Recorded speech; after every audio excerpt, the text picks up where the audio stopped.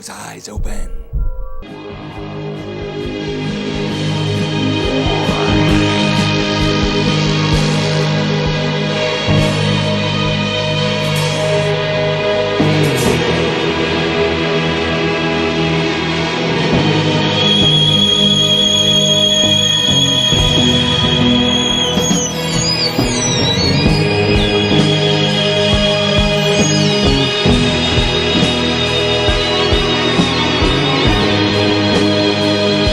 Hello folks, today I want to talk to you about psychological operations. So first you may ask, what is psychological operations? Well, that is a good question, little Timmy.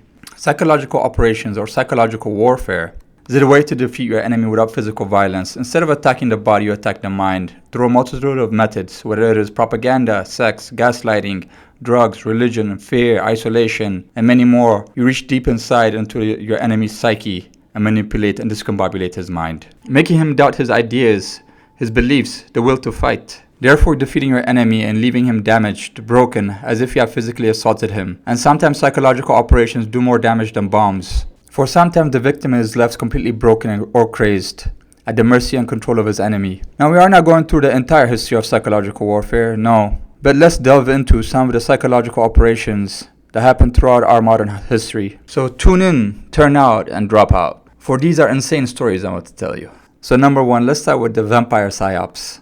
In the 1950s, CIA officer Edward Lancel used local vampire myths to defeat the Hukbalahap rebels in the Philippines. He and his associates killed a couple of Huk rebels, drained them of their blood, like they were attacked by vampires, and left them on the side of the road to be found by the rest of their teams. And when that happened, terror spread into the rebel camps and demoralized them, breaking their will to fight.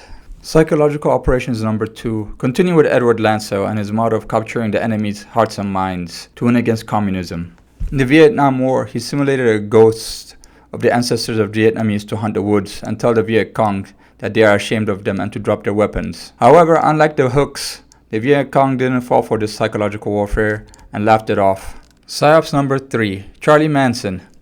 Now I know, a lot of you are saying, what the hell are you talking about, man? Charlie Manson was a psychopath. How could it be a psychological operation?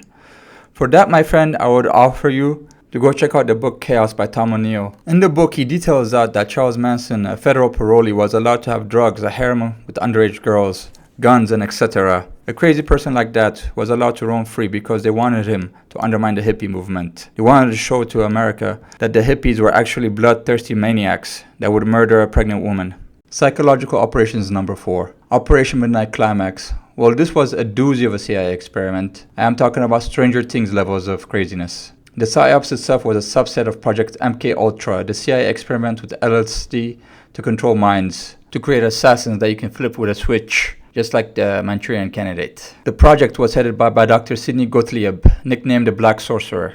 Midnight Climax differed a little bit because it also used sex as a control method. As sex, as anyone knows, men and women can act stupid and irrational at the prospect of sex. Especially men who think with their little heads. They can literally be led by their dicks. Case in point, Israeli scientist and peace activist Mordecai Vanunu, who defected and was about to reveal to the world about Israel's nuclear weapons when he met a beautiful woman and decided to run away with her and get married. That woman turned out to be a Mossad agent who drugged Mordecai and abducted him back to Israel, where he spent 18 years of his life in prison and still lives under government restrictions.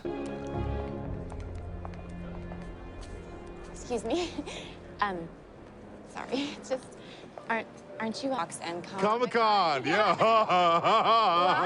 Yeah.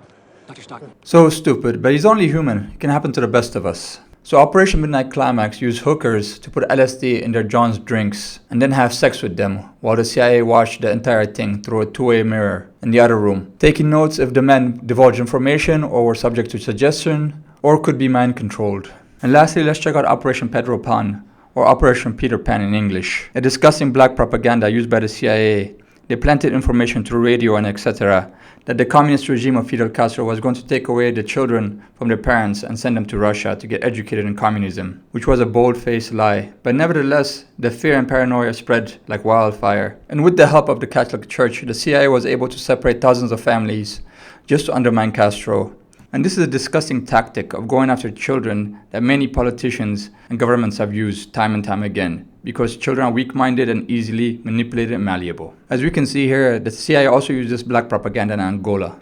It was the 2nd of November 1984 when the Cubans came to our village. I tried to stop the Cubans from taking my son, my child, away. Then one of the Cubans cut off my arm with his bayonet. They were capturing the children from the age of 10 and upwards to take them to Cuba. And your son, how old is he?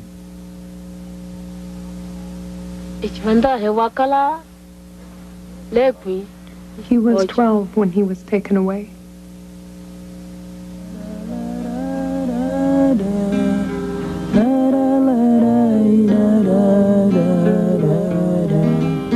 O povo angolano chora hoje em dia. O povo angolano só implora harmonia. Condena russos e cubanos, terror de todo o povo angolano. E por causa da confusão que até agora tem crescido, e por causa do mercenarismo dos cubanos, reis do terrorismo. Now looking back and analyzing the war between Angola and South Africa, we can surmise that neither the Cubans or the Russians took one child from the Angolans and sent them to Russia. What would they do with them in the first place? It's such an idiot, bold-faced, black propaganda. And this kind of black propaganda was also used just before the Iraq War, where a young Kuwaiti lady testified that the Iraqi soldiers were killing babies in the hospitals. Just they're so evil and black-hearted, just like like cartoon villains. Mr. Chairman and members of the committee, my name is Naira, and I just came out of Kuwait. While I was there, I saw the Iraqi soldiers come into the hospital with guns. They took the babies out of the incubators, and left the children to die on the cold floor. It was horrifying. Anyway, and so, the American troops, of course, have to come in and save the day, like in the cartoons. G.I. Joe, yo, Joe! So anyway, that is it for today. And just to let you guys know that these are some examples that psychological warfare is quite the mindfuck, man.